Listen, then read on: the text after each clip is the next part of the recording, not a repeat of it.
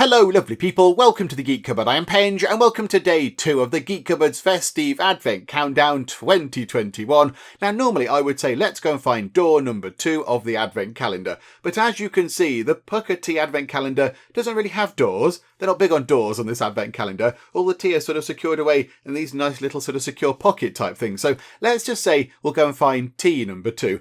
Also, just so you can see how very big this calendar is, because it is a big calendar, I put a picture on the screen of it fully open. I mean, that's how big it is. It really is very, very big indeed. It's got all these, many sections full of lovely tea. So, yeah, it's very big. It looks very small sort of, when it's sort of folded away. But, when you fold it out, it's quite big. So, there we go. And plus, it came with a bit of string. It came with a little bit of string. Look, this came with the calendar. So, if you want to hang it up, then you can do so, which is a nice touch. I quite like that. I like the fact they've provided some string. That's not a thing that everybody has, a little bit of string. So that's quite a nice touch as well. So well done, Penge. Anyway, tea number 2 is right here. It's right here in the kind of the top section, shall we call it. And it is Mint Refresh. Now, I'm not, as we established last time when we did this last year, I'm not the biggest fan of the mint tea. It's not my favourite type of tea, is a mint tea. But I'm going to give it a go. I'm not going to turn it down. All tea is good tea. So what have we got here then? So Mint Refresh, a spring. Ooh, a spring of peppermint, fennel and rose. Okay, a spring of peppermint. That is a phrase I've never heard of. I don't think I've ever heard of a spring of peppermint or anything. Okay, right. Well, I mean, let's give it a go, I suppose. Yeah, I'll fingers crossed it'll be okay. Fingers crossed it will be nice. I'm not the biggest fan of the mint teas, but hopefully, I mean, yesterday's one was very nice. Yesterday's Penge tea on day 1 was wonderful. So I have high hopes for this one here. The bar has been set quite high by day 1's tea. So hopefully Mint Refresh will not disappoint. But of course, in order to make a lovely cup of Mint Refresh, we need to go to the kettle. And here we are with our lovely freshly brewed cup of Mint Refresh organic tea. Now to look at it, it is very, very obviously a black tea. Look at that, it does look very nice. And in terms of what it smells like, I think it does have quite a strong smell because I can pick up bits of what it smells like while the mug is all the way down here. So it's not even that near my nose and I can smell the mint coming off this. So let's go and have a proper smell of this and... oh my goodness me, would you believe the Mint Refresh smells minty? It just smells minty, it just smells of mint. So here we go, let's have a taste of this. So as we've said, mint tea's not my favourite type of tea. I like all tea, but mint teas are certainly not up there with ones I would choose to have. If I had a choice of teas, I probably would not pick a mint tea. But let's try it anyway, in the interest of fairness. Let's see how we get on. That's okay. Do you know what? You can tell it's peppermint. It's a nice pepperminty tea. It's not overly strong. It's quite smooth. It's quite a smooth, sort of gentle flavour of tea. It's not overpowering. Because I think in one of the ones that we had last year, one of the mint teas was quite strong, if I remember right. But yeah, this is quite smooth. It's quite a sort of a gentle tea flavour, which is quite nice, I suppose. Yeah, it's okay. Hang on. I'm going in for another tasting. Yeah, it's okay. I mean, I can't say that I can taste the fennel or the rose. I don't know what they're kind of supposed to taste of. The peppermint sort of flavour is certainly the dominant flavour there. But there we go. Yeah, that's okay. It's a nice cup of tea. I will certainly enjoy the cup of tea, as I enjoy all cups of tea. Right, so let's move on to today's question. Now, this was asked by, I think it's pronounced, and I might pronounce this all sorts of wrong. And if I do, I apologise. I do apologise. So this was asked by Shafe Chromocaso, I think you might pronounce that. And it is a good question. It's a good question. And I tried to mix the questions up a bit. So, we kind of mix between tea ones and YouTubey ones and gaming ones and all that kind of stuff. So today's question is, what was your favourite series? Now that is very, very tricky to answer because I don't really have a set favourite. I don't so look and think, yep, that was the best thing we ever did. I have many, many series I really, really enjoyed doing, but I could never pick a favourite because they all had their good things. They all had their moments that made them outstanding. But I mean, if I had to sort of give a list of some of my favourites, this is the list. So, I mean, we'll go through them quickly. I'll go through them quickly and then we'll sort of elaborate on them. So, RimWorld, Fallout 4 Explosives Only, Crusader Kings 3, Chef, Guild 3, Frostpunk, Mr. Prepper, Yes Your Grace, Academia, Universim. I mean, that's just a few. That's just a few wonderful series. We probably did a lot more series, but yeah, those ones were really good. So RimWorld was brilliant. RimWorld was just wonderful. It was an absolute delight to play RimWorld on the channel, and we had a lot of fun with RimWorld. We did lots of very daft things with it, but it kind of brought people together. There were lots of people sort of, every time a video went out, lots of people were either trying to help out, which is wonderful because I didn't know what I was doing. So people saying, no, you need to do this, that, build one of these, that will help with this, which was all really useful. Or they were sort of really invested in the characters. They were saying, oh no, please don't let so-and-so go out on their own or whatever. So that was really good. So, it kind of had a lot of attention, and it was wonderful to play. It was really, really good. Fallout 4 Explosives Only will always hold a special place in my sort of channel heart, because it was the first proper big series that we did and that I'd wanted to do. So, it was the first big one. And I think we did a good job.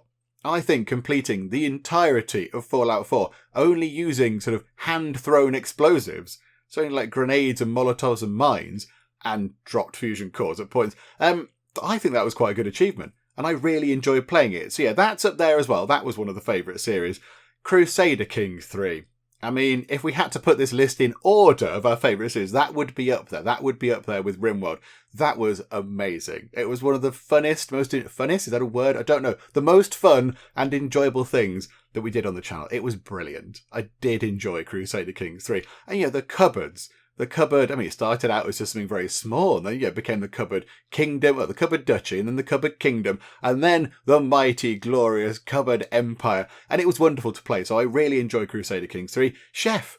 Now, I know Chef is very old. It's an oldie, and we played it a little while ago now, but it was really good to play. It was wonderful to play Chef was. I had a lot of fun playing Chef and making a series of it. So that is why this is up there. Just because it was a wonderful thing. I look back very fondly on the series we did of Chef. Guild 3. The Guild 3. I mean, particularly the first series, and then the big series we did at the end, the third and final series. They were really, really enjoyable. I'm looking forward to going back to the Guild 3. Ooh, exciting. But yeah, so the Guild 3, I like the Guild 3. I mean, they've made loads of improvements since I last played. So it's going to be very, very interesting going back into it at some point, whenever that might be in the future. Oh, spoilers. But yeah, so the Guild 3 will be up there because, again, it kind of allows you to tell a story. Like Crusader Kings 3 did, like RimWorld did. It allowed us to make a story of these people doing stuff in their lives. And then Frostpunk. I put Frostpunk on mainly for the ending. I think the ending of Frostpunk is one of the best sort of finales we've had on the channel. If you haven't watched it, I'm not going to spoil it. I'm not going to say any more, but the ending is really good.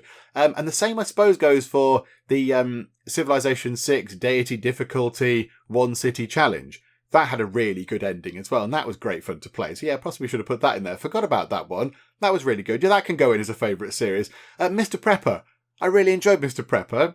That had a story as well, and we were finding out about Mr. Prepper and what was going on with him. A little bit of tea.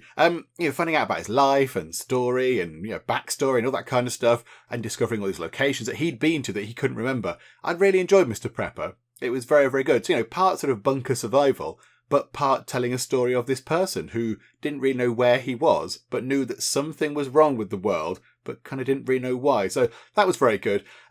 Yes, Your Grace.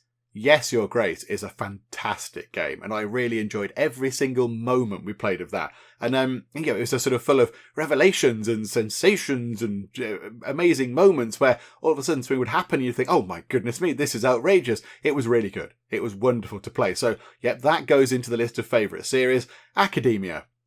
I do like Academia. I love Academia School Simulator. It's once you get past the first bit where all your classrooms don't have floors, and it's they're all eating from vending machines. When you get the basics in, it's wonderful to play. It's lovely and laid back, and there's some good sort of comedic sort of moments, and the builders always get stuck, and that's always fun. Yeah, you expect that now in Academia. So Academia goes in there. That goes onto the list of favourite series. And then the Universim. I really, really enjoyed playing the Universim. And again, it was one of those series that we did fairly early on in the channel that did quite well as well. I think it sort of drew quite a bit of attention to the channel, but I really enjoyed playing it. It was a very interesting sort of experience, sort of, being a sort of a god creature around this planet and, doing stuff. And we had a lot of fun with that first series we did. Well, and the other ones as well, but the first series particularly, because it was, a voyage of discovery into the unknown. And it was, the Universim's great. It's very, very good. In fact, I think I saw on Twitter that they're due to implement the Space Age update very soon for the Universim, which will be very exciting because, I think you could get to sort of a more modern age, maybe the industrial era, but you couldn't go into sort of space or anything and do anything like that. But I think they're going to implement that relatively soon, which will be very good indeed. I mean, maybe we'll have to pop back into the Universim and do some more godding and just see how we get on with that, if we can go and do some space stuff as well. I don't know. But I mean, they're some of the favourite series. If I did have to pick ones that were to go at the top of that list, if I had to order that list, I think at the top we'd have, so, not exclusive, not in an order as such, but ones that would be near the top of an ordered list, would be RimWorld, Crusader Kings 3, the Guild 3, probably the final series we did, maybe, and possibly Yes, Your Grace. I really enjoyed Yes, Your Grace. It had a wonderful story to it. If you haven't sort of either watched the series of it or bought and played the game, then go and do either of those things, because it's really good. It's really, really good.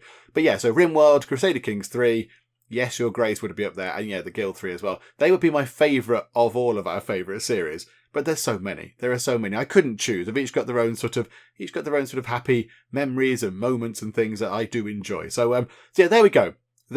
I mean, I've not really answered the question strictly, because what was your favourite series?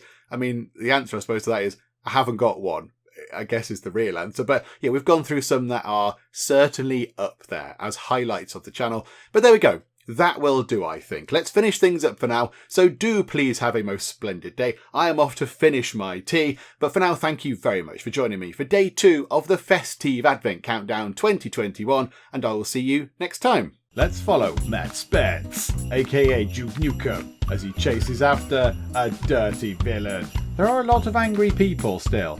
I don't know why. Never ever employ him, he's terrible.